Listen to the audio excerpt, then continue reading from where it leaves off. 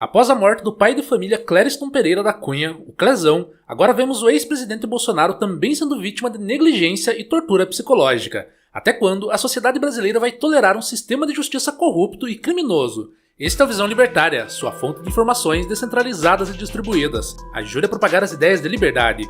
Deixe o seu like e compartilhe com seus amigos. Um artigo seu pode virar vídeo aqui também, sabia? Este artigo foi escrito por Saboia é Vasco, revisado por historiador libertário e narrado por Gordinho Caipira.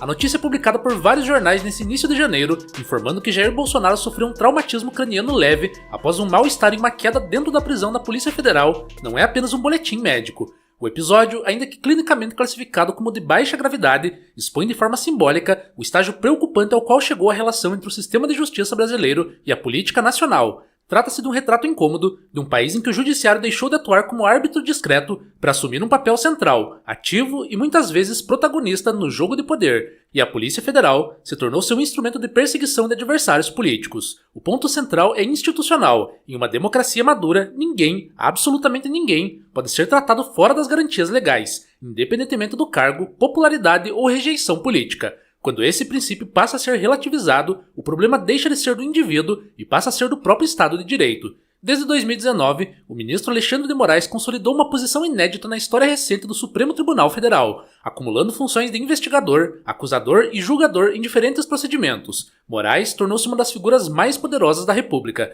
extrapolando o papel tradicional reservado à Suprema Corte. O STF, que deveria funcionar como guardião da Constituição, passou a atuar como ator político direto, interferindo no debate público, delimitando discursos aceitáveis e moldando o ambiente político por meio de decisões judiciais. O caso envolvendo o ex-presidente Bolsonaro é o exemplo mais visível desse fenômeno. Medidas cautelares extensivas, decisões monocráticas de grande impacto, restrições severas à comunicação e um processo conduzido sob lógica excepcional passaram a ser justificados pelo discurso da defesa da democracia. O problema é que a democracia não se defende suspendendo os princípios que a sustentam, como contraditório, a ampla defesa, a presunção de inocência e o juiz natural. O episódio do traumatismo sofrido por Bolsonaro dentro da prisão precisa ser lido dentro desse contexto. Ainda que não haja indícios de dolo ou negligência direta no ocorrido, o ambiente que o cerca é depressão contínua, exposição pública constante e desgaste físico e psicológico. Um Estado que afirma respeitar direitos fundamentais não pode tratar a integridade física e a saúde de qualquer custodiado como um detalhe secundário. A prisão, preventiva ou definitiva, não suspende a dignidade humana. Historicamente, o judiciário brasileiro sempre se caracterizou pela discrição. Juízes falavam por meio de votos técnicos, colegiados e previsíveis. O que se observa hoje é uma inversão desse padrão. Decisões concentradas, linguagem política, timing midiático e protagonismo pessoal. O famoso ditador sem cabelos tornou-se o símbolo dessa virada institucional, em que a exceção deixa de ser instrumento pontual e passa a ser método recorrente.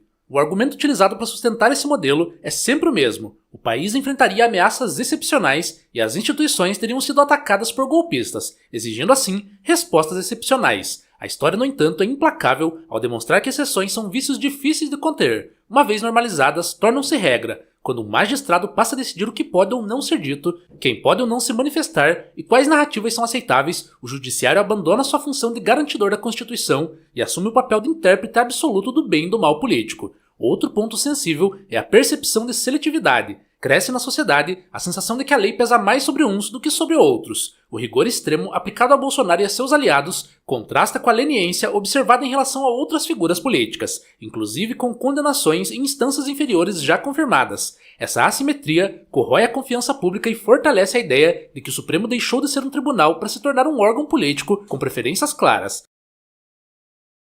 Esse cenário se agrava quando decisões judiciais passam a ser celebradas ou condenadas não por seu fundamento jurídico, mas por seu efeito político imediato. Esse é um sinal clássico de degradação institucional. O judiciário não pode ser aplaudido como torcida, nem temido como polícia política. Ele precisa ser respeitado e respeito nasce da previsibilidade, da imparcialidade e da autocontenção. É nesse ponto que entra o caso mais grave e perturbador de todos, o de Clériston Pereira da Cunha, conhecido como Clezão. Se o episódio envolvendo Bolsonaro simboliza o desgaste físico e psicológico produzido por um sistema judicial endurecido, o caso Clezão expõe o custo humano dessa lógica quando ele ultrapassa todos os limites. Clezão era um cidadão preso no contexto dos atos de 8 de janeiro, não possuía condenação definitiva, não representava risco concreto e apresentava laudos médicos que indicavam problemas graves de saúde, inclusive cardíacos. Mesmo assim, permaneceu preso. Pedidos de liberdade foram ignorados. Alertas médicos não produziram efeito. O resultado foi trágico. Clezão morreu sob custódia do Estado. Não se trata de retórica. Trata-se de um fato.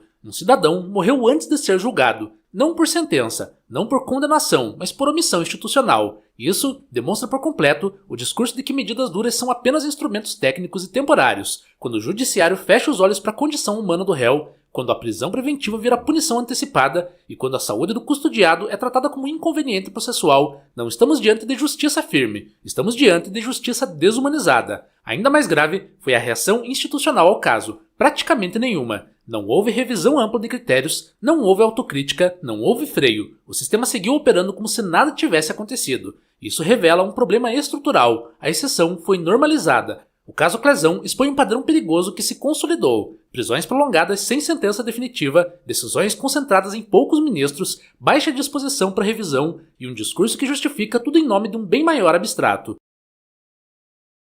A história mostra que arbitrariedades não nascem de grandes rupturas, mas de pequenas exceções, aceitas em silêncio, quando o juiz passa a decidir quem merece proteção constitucional plena e quem pode ser mantido sob risco, o judiciário abandona sua função de garantidor de direitos e assume a de gestor político da punição. Isso não é papel da Suprema Corte, isso não é papel de um ministro, isso é papel de regimes que acreditam que os fins justificam os meios. O contraste entre o discurso de defesa da democracia e a realidade de pessoas adoecendo, sendo silenciadas ou morrendo sob custódia do Estado é brutal. Democracia não se sustenta com presos sem julgamento, com decisões praticamente irrecorríveis e com vidas tratadas como dano colateral aceitável. Clezão virou símbolo justamente porque não era poderoso, não era famoso e não tinha capital político. Era um cidadão comum, e quando a justiça falha em proteger o mais fraco, ela não protege ninguém. Somados os episódios, o endurecimento processual, o desgaste físico, o traumatismo e a morte sob custódia revelam que o judiciário brasileiro atravessa uma fase crítica. A exceção virou método, o método virou rotina. E quando isso acontece, o Estado de Direito começa a ruir por dentro, ainda que preserve sua fachada institucional. A crítica aqui não é ideológica, é estrutural. Um país sério precisa de juízes imparciais e íntegros, ou seja, pessoas que não sejam enviesadas politicamente e que não imponham sua vontade pessoal. O Supremo Tribunal Federal não pode substituir o debate público, nem reescrever o equilíbrio entre os poderes por meio de decisões personalistas. Se o povo brasileiro pretende preservar sua democracia, precisará enfrentar uma pergunta incômoda, porém inevitável. Quem vigia o vigilante? Quando o judiciário se coloca acima do escrutínio público, rejeita críticas e normaliza exceções, o risco deixa de ser para um político específico. O risco passa a ser para todos. Democracia que depende de juízes protagonistas já começou a perder o roteiro. Obrigado pela audiência. Este é um canal colaborativo. Participe você também. Cadastre-se agora mesmo em nosso site visãolibertaria.com e envie seus artigos por lá. Os colaboradores recebem recompensas em Bitcoin. Inscreva-se no canal e clique no botão da campainha para ser avisado de novos vídeos. Até a próxima!